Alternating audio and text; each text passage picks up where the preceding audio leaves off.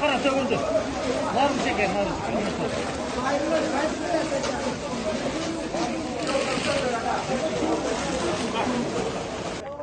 Бүгін 17 сентябрь 2022 жылы Баткенден біз саат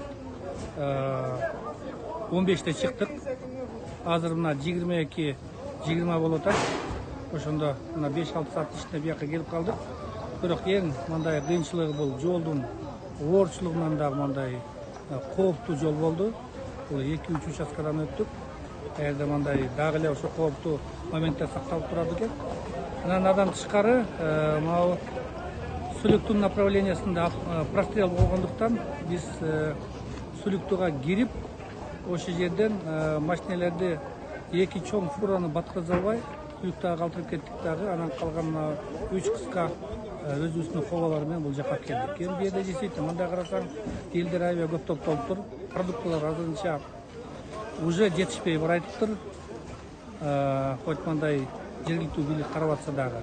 Анан азыр келгенибиз эң мындай өз убагында келдик. Өзүңүздөр көргөндөй, бу жерде элдин ынтымагы менен, элдин аракети менен, балдардын аракети менен азыр могу 3 кобаны тез аранын ичинде түшүрүп бүтсөк, будан кийин мына бүгүн 18 сентябрь эртең менен бул жака дагы 4 машина чыгат. Эми азыр келген узак жолубуз, мен ойлойм, бул жолдон Разаковка кирдик, жолдон Сүлүктөгө кирдик. Ошондуктан жолубуз узараак болуп калды. Если былтыркы Садан Нуркожоевич салып берген жаңы жол менен келе турган болсок, мен ойлойм, жолубуз да кыйла кыскарат, жана кооптуу жагынан да жеңилирээк болот деп ойлойм. Бул жака неме кылдык, жолдон Разаковка таштадык, эртең 5:30 Разаковка таштадык. Башыбызга кыйын күн түшүп турганда өзгөчө кырдаалдардын министри Ажикеев өзү баш болуп Маргун элине, Маргун айыл өкмөтүндө алып келген күм жардамы, бул Кыргызстандын булуң бурчунан келген күм жардам үчүн биз элибиздин атынан чоң ыраазычылык билдирем. Өз убагында келди деп ойлоймун.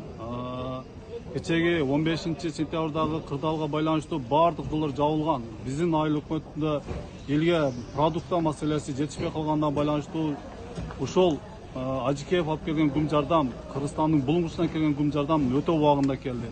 Биз элибиздин атынан дагы бир жолу ыраазычылык билдиребиз.